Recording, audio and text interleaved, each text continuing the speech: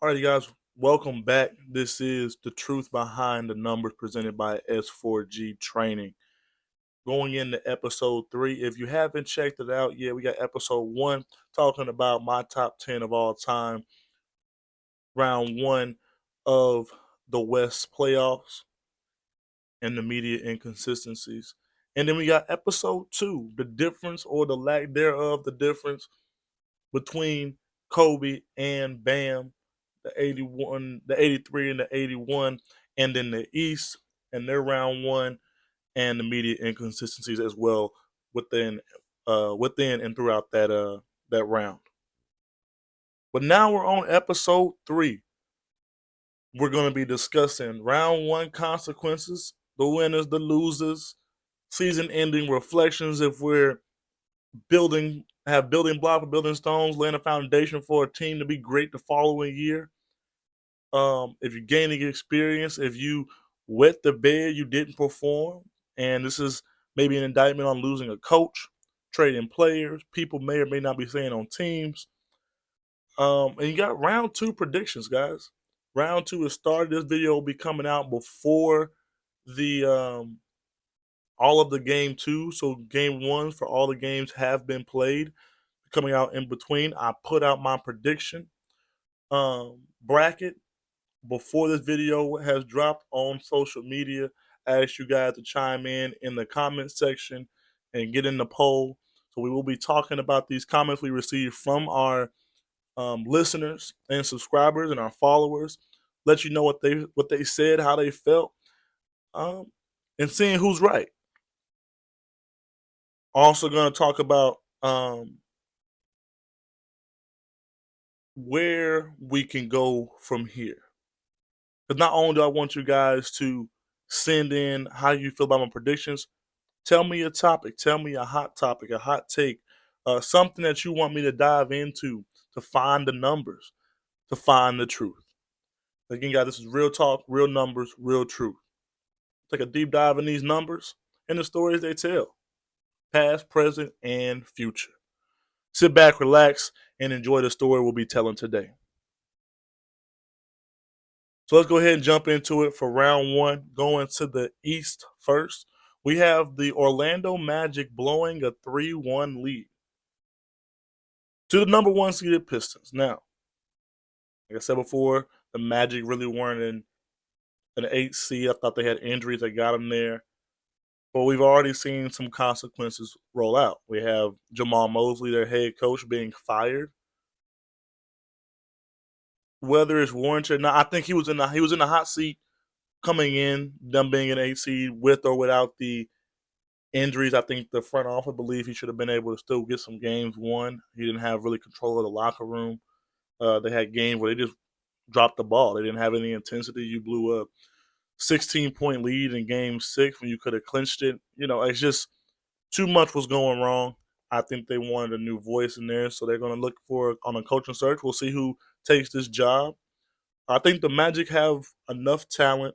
I think they have enough pieces to be successful. They got to just get healthy and get a coach who can get them to play as hard as Detroit plays. Because all Detroit is going to play hard.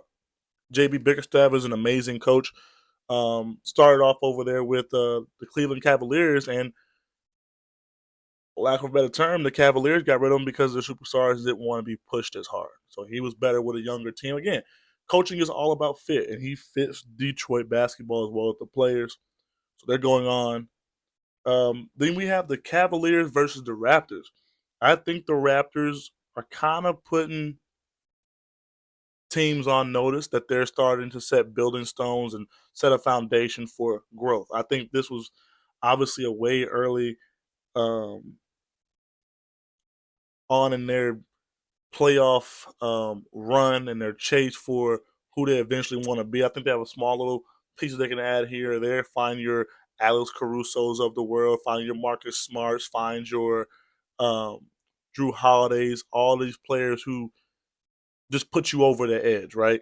And so they have to find those players. And they also need some internal improvement from Scotty Barnes and from RJ Barrett and from Brandon Ingram as those players continue to grow. And then for Toronto, because it's in Canada, you got to have people who want to be there. And I think they found some of those. Then you have the Knicks versus the Hawks. I think the Hawks, they squeezed as much juice out of that fruit as they could. I think they were overachieving, pushing the Knicks that far. I think they're showing a lot of light at the end of the tunnel, seeing a lot of potential that you're going to see for them moving forward. I I think the only thing that could change this offseason is what CJ McCollum wants to do. Do you want to stay in Atlanta, be that vet, try to see how far you can go next year, or are we trying to go to more of a contender? Find somebody who's like right there on the cusp of being a championship team, and you add in that extra because now they can see that CJ McCollum still has it. Then you have the Boston Celtics versus the 76ers. Again, we talked about this. If you go back to episode 2, I said for that series was going to be either the Celtics making or missing threes, and whether or not Joel MVP Joel Embiid shows up, and if they can get a game out of Paul George. In Game 6, Paul George outplayed Jason Tatum and Jaylen Brown, so he got you that game. And then in Game 7, you saw Embiid, the same guy that people have said could be the most skilled big man of all time, has a lot of stuff going on. He is. I would like to wait until the end of this season because if they can find a way to be very successful, win a championship, because right now he's one of the most talented people without a championship, one of the most talented MVPs without a championship, bar none. I mean, he is when he is on, he is on, and I think this next series is going to be based upon if Joel Embiid can sustain being Joel Embiid with his injury history, with his stamina, and with his health, and if Tyrese Maxey can continue to be him. If you can get another game from BJ Ekholm, that would be great.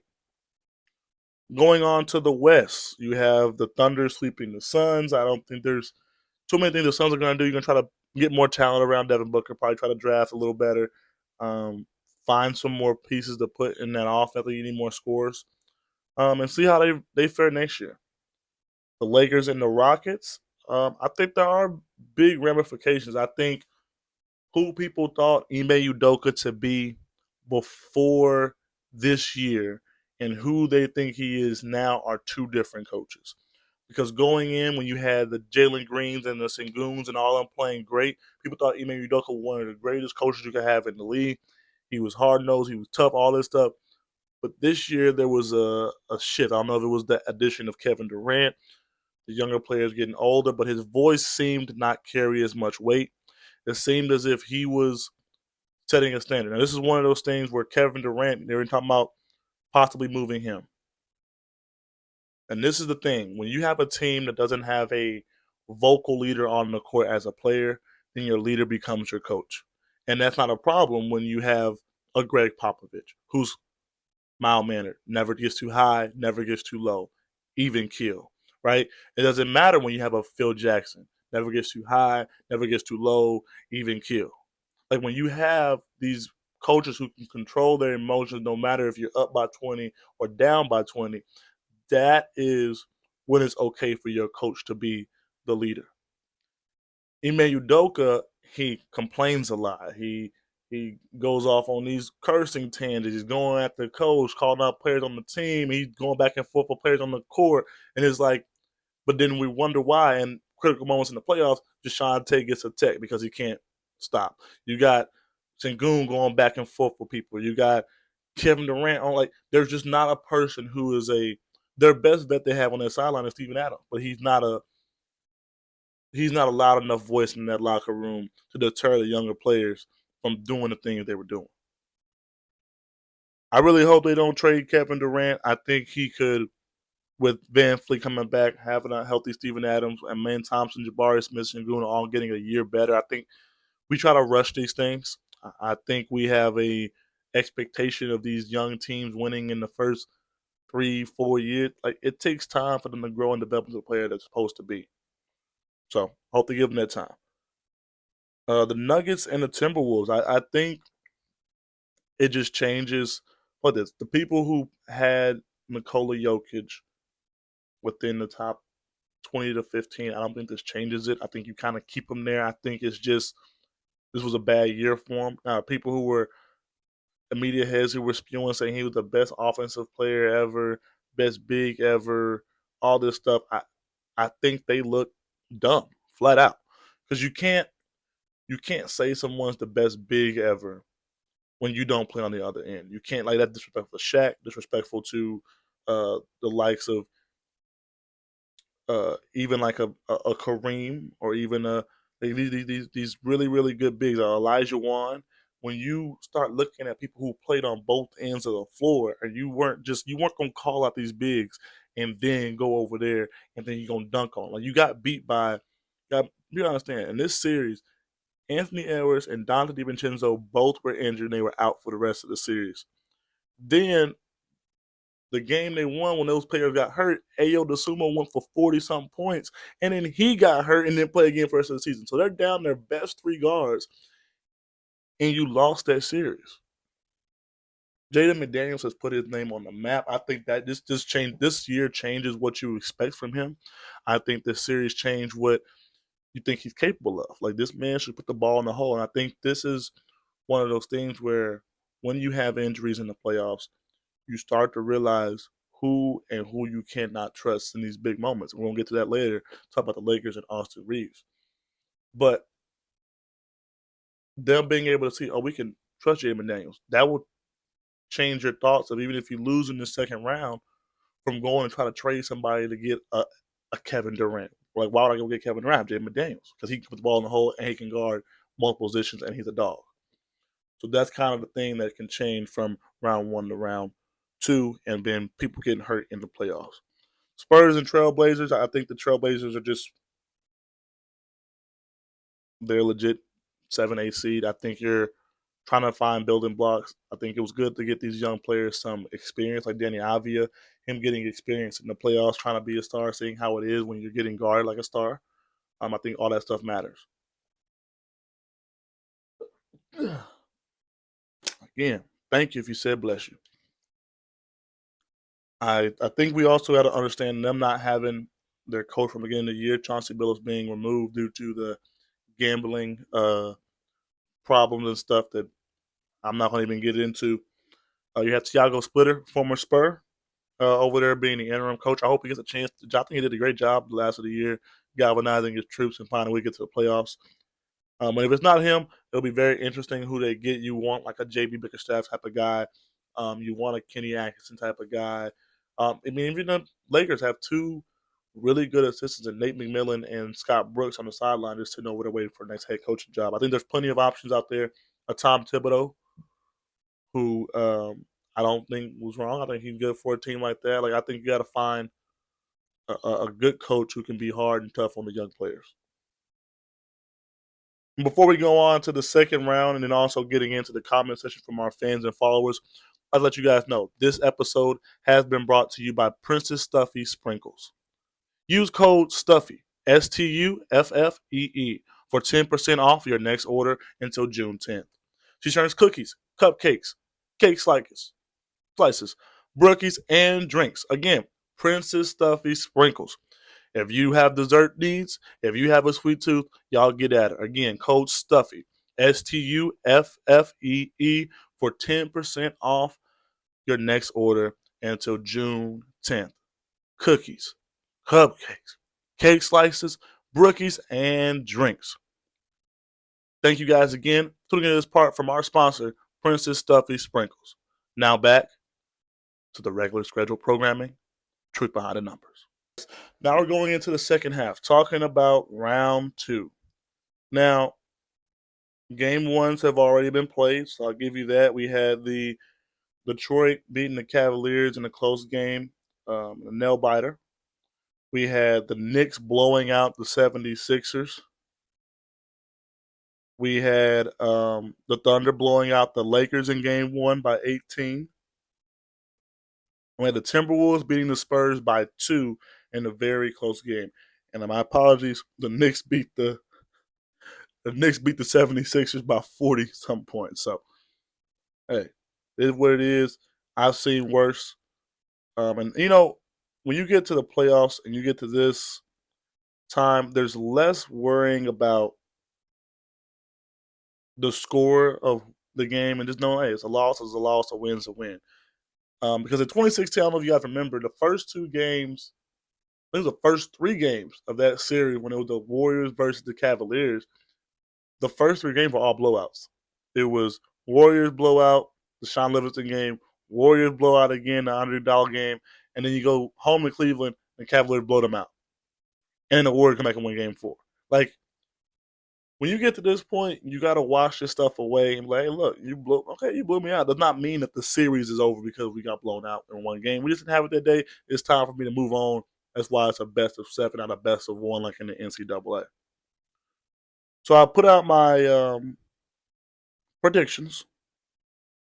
The only thing I'm going to change today based on what's happened is the Spurs and Minnesota series. I had the Spurs winning 4-1. Now, this was the same knowledge that Vegas had, the same knowledge that the league had, ESPN had. No one knew that Anthony Edwards was going to play in the first 2 or 3 games. We thought about game 3 or earliest, maybe game 4 with his knee injury. This man came back in game 1. If I knew it, I was just assuming that the Spurs were not going to be Denver and lose to just Jaden McDaniels and Julius Randle. With Anthony Edwards being back, I'm still going to lean towards the Spurs. I'm going to go Spurs winning in 7, 4-3, favoring the Spurs. Now, X factors in this series. Wemby has to be a threat at the rim. He has to get Gobert and Randle in foul trouble. And I think the hardest matchup for the Spurs this series is going to be on the other side of the X factor. It's going to be Julius Randle. Julius Randle is an awkward guard. If any of you guys ever play basketball, first guarding a lefty is always different than when you're guarding a right-handed player, just from the jump. But then guarding a lefty who is a big body, who bowling ball, trying to look for contact is also hard because how you're guarding, you're not as firm in your stance because you're guarding a lefty, and then he's bumping you off your mark, getting to his mini pull up, getting to the layups, getting to his little. He's had 2 of those extended left hand runners off the glass. So their X factor will be Julius Randle. I don't think the Spurs really have somebody with the size as well as the speed and the strength to guard Julius Randle consistently. So we're going to need him to be great in this series. Going on to the Thunder and the Lakers series, I have the Thunder winning in 6, 4-2 series. And for the Lakers to get 2 games, they're going to need Austin Reeves to show up. Now, mind you, this is the one thing for the last 3 years we've had a problem with because it's been Minnesota, it's been all these athletic teams the Lakers have been playing. And Austin Reeves has not fared well against physicality, athleticism, and just a consistent rotation of dogs. Because on that OKC bench, as soon as Dort goes out, you got a Jalen Wood. As soon as he goes out, you get an Isaiah Joe. As soon as he goes out, you got there's so many players, a Caruso, who really want to guard and be physical. The rest going to let them play physical, so you have to be able to adapt your game and play well. Because so far this year, in the 4 games that he's played against OKC, he's averaging 13 points, 4.3 assists, 4.5 turnovers, almost a 1-to-1 ratio, assist-turnover ratio. And then shooting 45% true shooting. All right? And so when you look at that, then you're like, dang, he was averaging 26, 27 points in the regular season. So the drop-off is what you need, we don't need you to just raise. We don't need you to raise your game. If he could stay level, they'd have a really good chance of getting 2 of those games, and you hope you can extend the series long enough for Luka Doncic to come back. So then we're going on to the OKC side. I don't think they have a X factor. I think they just got to be the Thunder. I mean, SGA the last game had less than 20 points for the first time in a year, and they won by 20-some points. It's going to be more on the Lakers to do things, and I think JJ Redick said it best. The defensive intensity they saw and level of effort they saw from Houston is the floor for OKC. So this is the best that Houston has. The best that Houston has, which also caused the Lakers some problems, is the worst that OKC has. So the level of intensity they were in Game 6 when the Lakers played them, the level of intensity you had in Game 1 and Game 2, you have to be at that level and higher for you to be successful against this OKC team. They're on their way to becoming a dynasty. They won a championship back to back with no signs of slowing down. All right. Then we go to the East and my predictions on that side. I have the Detroit Pistons beating the Cavaliers in 7 games as well. I just think I think they're even. Last game was 2-point difference, close game. And I think that it's gonna come down to just the game sevens in Detroit and not in Cleveland. I trust Detroit's role players to play well in Detroit. I trust the stars to be the stars, and I trust the Cavaliers not to have enough people show up in Game 7. And then going on to the 76ers and the Knicks, um, I have the 76ers winning 4-2. I think this is their year. I think they're going to get it done. I think if they're going to find a way to get to the conference finals, they got to do it now. And I think this is their best chance to even get to the actual finals. This is the year you do it, right? Boston's down. No Indiana, no Halliburton. Like, this is the year, Embiid was out for some time, so hopefully he can use that time being off as less games played. He can stay healthy longer throughout the playoffs. But again, you'll need a VJ Edgecombe game. You're going to need a Paul George game, and then Maxey and Embiid got to get you two. And now we're going to go over to one of my favorite parts of this episode is getting in the comment section with our fans, seeing what they had to say. I posted my predictions on Instagram. Told you guys to go in there, comment what you like, what you didn't like. Let me know if they were good predictions, bad predictions, or if they were so-so. So the final tally as of right now, we got 12% said it was bad predictions, 38% said it was so-so, and 50% said it was good predictions. To the 50%, you guys are wild. I'm here. To the 50%, y'all keep it up. The rest of y'all, nah, I'm just playing, guys. I really do appreciate all of the good, the bad, and the indifferent. Because I can't go use numbers. I can't be a person trying to put out stuff and assume that everyone's going to agree with my point of view. And it's basketball. It's supposed to have multiple point of views, and we do appreciate it. So, first person to comment, we have D1.Darren on Instagram. He said he has the Knicks over the 76ers in 6 games. So we have the Knicks winning in 6. I have the 76ers winning in 6. And as of right now, he's closer to his prediction. After game 1, the Knicks have won. So we're going to see. We do appreciate him chiming in and putting his mouth out there, letting him know exactly how many games. Let me know in the comment section. Thanks again to D1.Darren. Then we got Dier_Ferris. Very valid, but I don't know if the Lakers still in 2 games. They turn the ball over too much. OKC will go up 40 if they have 20 turnovers like Game 7. I believe Game 6 when the Lakers played the Rockets. And there's no lie detected there. I'm banking on, I'm hoping that Austin Reeves can step up and get a game, because if Austin Reeves is playing better, the ball handling and the turnovers go down. If Marcus Smart is always honed in, you look at Kennard to be honed in, LeBron to be locked in, laser focused, and if you can get Luka back, maybe you can get some games towards the back end of this series. And then one of my favorites, no sugarcoating at all, from D. Devon Smith, an actor, I believe, in the Georgia area. He said, horrible.